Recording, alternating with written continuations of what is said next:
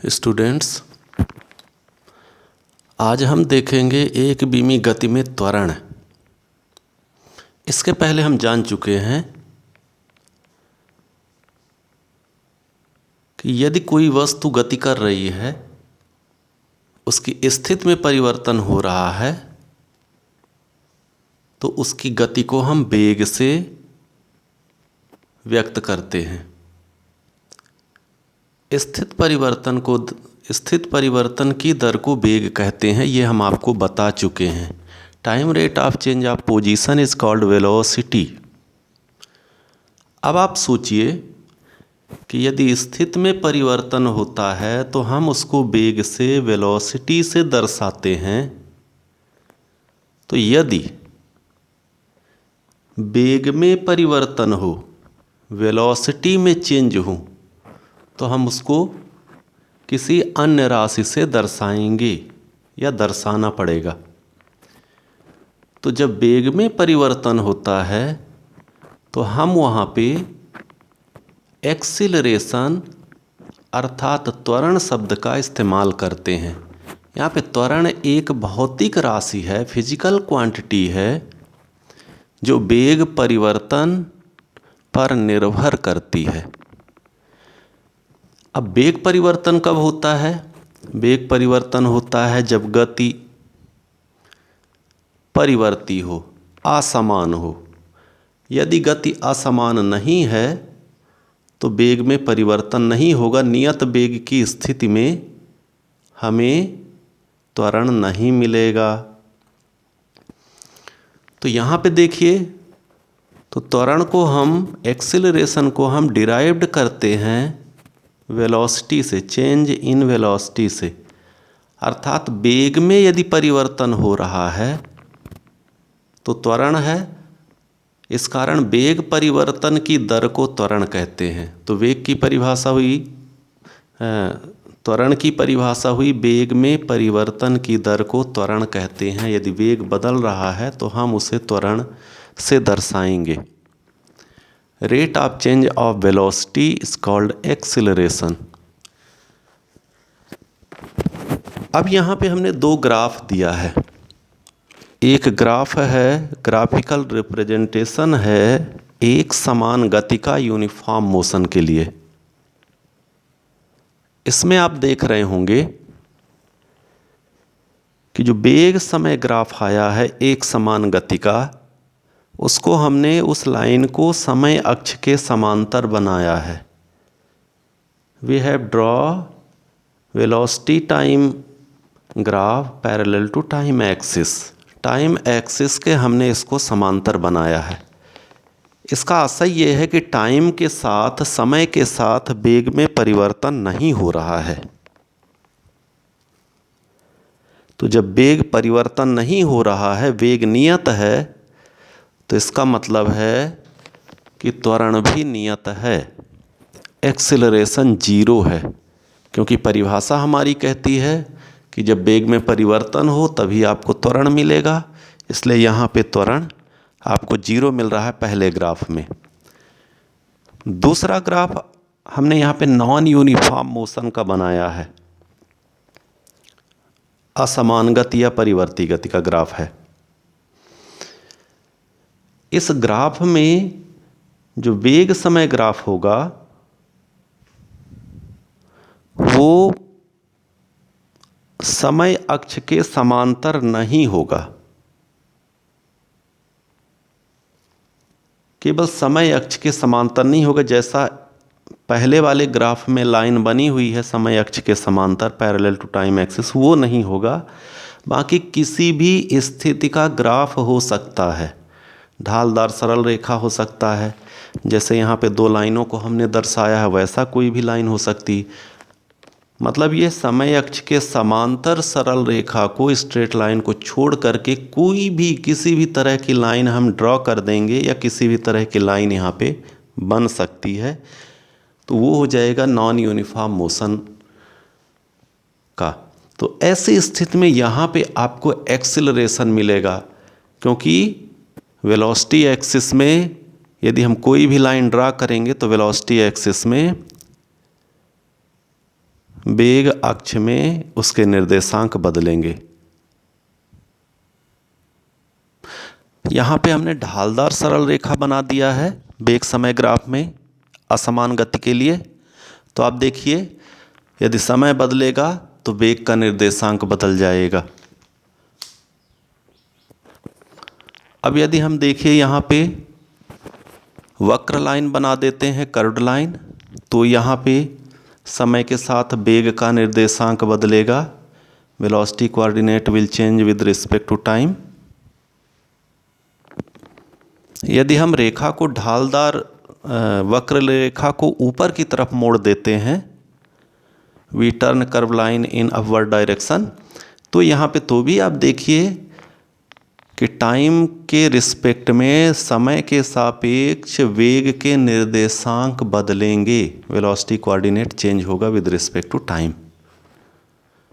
तो समय अक्ष के समांतर छोड़ करके बाकी आप किसी भी आकार की लाइन ड्रा करेंगे तो यहाँ पे वेग समय ग्राफ आपको परिवर्ती ग्राफ कहलाएगा, नॉन यूनिफॉर्म मोशन का ग्राफ कहलाएगा, और इस स्थिति में आपको त्वरण मिलेगा।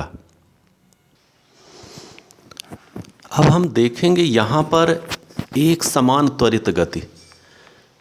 जिस तरह से वेग के दो प्रकार हैं, एक समान वेग या नियत वेग और परिवर्ती वेग, uniform velocity and constant velocity, ठीक उसी तरह से त्वरण भी दो प्रकार के हो सकते हैं। एक समान त्वरण, यूनिफॉर्म एक्सीलरेशन और कांस्टेंट एक्सीलरेशन, और दूसरा नॉन यूनिफॉर्म एक्सीलरेशन और वेरिएबल एक्सीलरेशन मीन्स परिवर्ती त्वरण। तो यहाँ पे हमारे कोर्स में केवल एक समान त्वरण दिया गया है, परिवर्ती त्वरण नहीं दिया गया है। सरलता के लिए केवल हमारे कोर्स में, हमारे इस चैप्टर में एक समान त्वरण दिया गया है। तो आपको एक समान त्वरण को समझना है। जिस तरह से आपने वेग को एक समान रखा था और हमने नियत वेग का आशा यहाँ पे एक समान गति से है, तो हमने एक समान गति को ही नियत गति या नियत वेग या नियत चाल से परिभाषित कर सकते हैं, जिसमें कि हमने आपको बताया था कि यदि कोई वस्तु समान समय अंतराल में समान स्थिति परिवर्तन करती है तो उसकी गति को हम एक समान गति या नियत वेग कहेंगे, एक समान वेग कहेंगे। When body covers in equal distance in equal time intervals, then it is called the constant speed. तो यहाँ पर भी उसी तरह से एक समान त्वरित गति के लिए इक्वल टाइम इंटरवल में इक्वल चेंज इन वेलोसिटी होना चाहिए। माने कोई वस्तु समान समय अंतराल में समान वेग परिवर्तित करती है, माने वेग परिवर्तन हर समय अंतराल में उसका निश्चित रहेगा। इसको हम एक ग्राफ की मदद से समझने की कोशिश करेंगे तो आपको एक समान त्वरित गति का वेग समय ग्राफ भी समझ में आएगा और यहाँ पे एक समान त्वरित गति का कॉन्सेप्ट भी समझ में आएगा। तो आप ग्राफ पे ध्यान दीजिए कि कैसे इसका ग्राफ प्लॉट होता है और कैसे हम यहाँ पे समान समय अंतराल में समान वेग परिवर्तन लेकर के इसके जो है वेग समय ग्राफ को दर्शा रहे हैं। हम यहाँ पर एक स्थिति पर विचार करें। मान लीजिए ये वेग समय ग्राफ है। यहाँ पे कोई वस्तु चल रही है, नियत चाल से चल रही है, उसकी स्पीड फिक्स है या वेलोसिटी फिक्स है। जीरो टाइम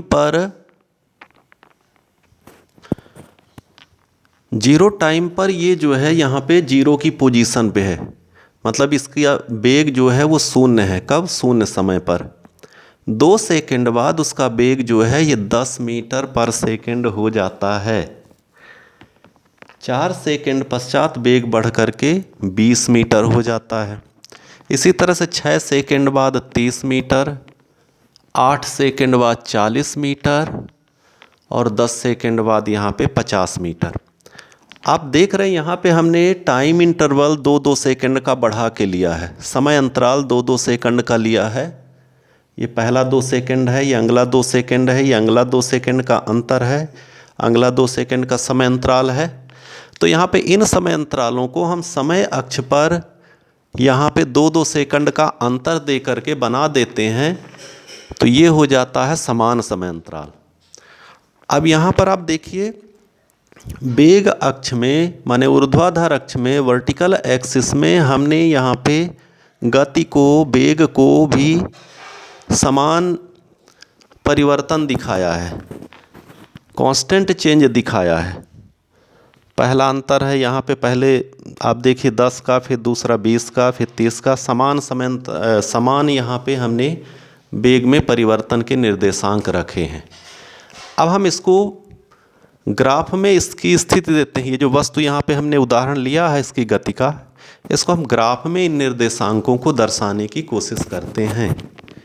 तो आप देखेंगे यहाँ पे पहला निर्देशांक 0 0 ये बनेगा, दूसरा निर्देशांक 2 सेकंड पर 10 है, तो ये 2 सेकंड पर 10 यहाँ कहीं आएगा। तीसरा निर्देशांक 4 सेकंड पर 20 है, तो ये 4 सेकंड को 20 के सामने रखना पड़ेगा, यहाँ कहीं आएगा। 6 सेकंड में 30 मीटर पर सेकंड वेग हो गया, तो यहाँ कहीं आएगा। इसी तरह से ये निर्देशांक यहाँ और यहाँ, तो ये इनके निर्देशांक हो गए। अब यदि आप इस लाइन को आप मिलाएंगे, ड्रॉ करेंगे, इन सारे बिंदुओं को आप इस तरह से मिलाएंगे, तो आपको एक सरल रेखा, ढालदार सरल रेखा यहाँ पे आपको मिलने वाली है, बिल्कुल सीधी लाइन। तो ये है एक समान त्वरित गति का वेग समय ग्राफ। एक समान त्वरित गति का वेग समय graph velocity time graph of uniformly accelerated motion है। तो एक समान गति का वेग समय ग्राफ बिल्कुल इसी तरह से आया है। आप दिमाग में सेट कर लीजिए कि पूरा इसी तरह से बिल्कुल आने वाला है। तो जब कभी भी ग्राफिकल रिप्रेजेंटेशन की बात होगी एक समान त्वरित गति की, तो आपको दिमाग में आ जाना चाहिए कि velocity time graph for the uniformly accelerated motion is always straight slope line. तो इस तरह से यहाँ पे एक समान त्वरित गति के लिए वेग समय ग्राफ बिल्कुल ढालदार सरल रेखा मिलेगा। वेग एक सदिश राशि है, वेक्टर क्वांटिटी है, इसलिए त्वरण भी एक सदिश राशि होगी। त्वरण को हम यहाँ पे ए से दर्शाएंगे, एक्सिलरेशन को ए से दर्शाते हैं। ये इसका दर्शाने का तरीका है त्वरण को, कि ए से दर्शाएंगे, सदिश राशि है। अब हम थोड़ा सा त्वरण की गणना का सूत्र निकालते हैं। तो त्वरण की गणना के सूत्र के लिए आप यहाँ पे किसी भी दो टाइम पर, स्वेच्छ समय पर, आर्बिट्रेरी टाइम पर हम यहाँ पे क्या करते हैं, वेलोसिटी ले लेते हैं। मान लेते हैं यहाँ का एक टाइम t है इस जगह का, इस टाइम के संगत यहाँ पे जो भी वेग है, वेलोसिटी है, इसको हम v कंसीडर कर लेते हैं, स्मॉल v। यहाँ पे हमने v लिख दिया, ये t के संगत यहाँ पे वेलोसिटी है। एक दूसरा टाइम ले लेते हैं, यहाँ पे ये टाइम t2 है, इसको t डैश लिख देते हैं, कुछ भी दर्शा सकते हैं। इस t डैश के संगत यहाँ पे वेग को हम v डैश लिख रहे हैं। थोड़ा सा और निर्देशांक हटा के बात करते हैं। हाँ, अब हमने निर्देशांक को हटा दिया है, अब सीधे सीधे स्टैंडर्ड कोऑर्डिनेट्स लिखे हुए हैं। आप यहाँ पे देख रहे होंगे t टाइम पर हमने जो है वेग लिया है, वेलोसिटी लिया है v, और t डैश टाइम पर हमने वेग ले लिया है v डैश। तो इस तरह से वेग में परिवर्तन कितना हुआ, तो वेग में परिवर्तन हो जाएगा चेंज इन वेलोसिटी, अंतिम वेग माइनस प्रारंभिक वेग। तो मतलब v डैश माइनस भी, ये वेग में परिवर्तन हो जाएगा। अंतिम स्थिति का वेग, अंतिम समय में वेग माइनस प्रारंभिक समय में वेग। परिवर्तन हमेशा अंतिम इस में माइनस प्रारंभिक करना पड़ता है, अंतिम और प्रारंभिक का। इसी तरह से समय अंतराल माने समय में परिवर्तन या कितना समय लगा इस परिवर्तन में, तो ये भी टी डैश माइनस टी। अंतिम स्थिति, अंतिम ये समय और माइनस प्रारंभिक समय। अब हम यहाँ पे त्वरण निकालेंगे। तो वेग परिवर्तन की दर, तो त्वरण का सूत्र ये कहता है, यहाँ पे हम त्वरण को यदि परिभाषा के आधार पर त्वरण को हम सूत्र के रूप में बदलें तो त्वरण बराबर हो जाएगा वेग में परिवर्तन, ये त्वरण हो गया वेग में परिवर्तन बटे समय अंतराल, क्योंकि कह रहा वेग परिवर्तन की दर, ये तो वेग परिवर्तन हुआ और दर, तो दर का मतलब है समय से आप भाग दे दीजिए, तो कितना समय अंतराल लगा, इस तरह से। तो आपको मिल जाएगा v डैश माइनस भी टी डैश माइनस टी, ये a के बराबर हुआ, त्वरण a के बराबर, एक्सिलरेशन के बराबर। तो यहाँ पे a इक्वल टू आपको मिला v डैश माइनस भी upon T dash minus T. तो इसको हम क्रॉस मल्टीप्लाई करेंगे तो v डैश इक्वल टू भी प्लस a और टी डैश माइनस टी। तो ये इसका एक सूत्र आ गया, ये गति का पहला, त्वरित गति का पहला समीकरण भी हुआ। इसको और सरल रूप में लिखें, यदि इस अंतर को हम केवल t ले लें, ये पूरे अंतर को ही हम यहाँ पे t कंसीडर कर लें, तो यहाँ पे हो जाएगा t, तो आपका समीकरण हो जाएगा, मैं यहाँ लिख रहा हूँ v dash equal to v plus a t, जिसे आप v equal to u plus a t के नाम से जानते हैं। तो ये त्वरित गति का समीकरण है, पहला समीकरण है, और इसी से त्वरण का सूत्र बनता है, इसी से त्वरण की एक्सेलरेशन की गणना होती है। तो आपको यहाँ तक बात क्लियर हो गई होगी कि त्वरण क्या है।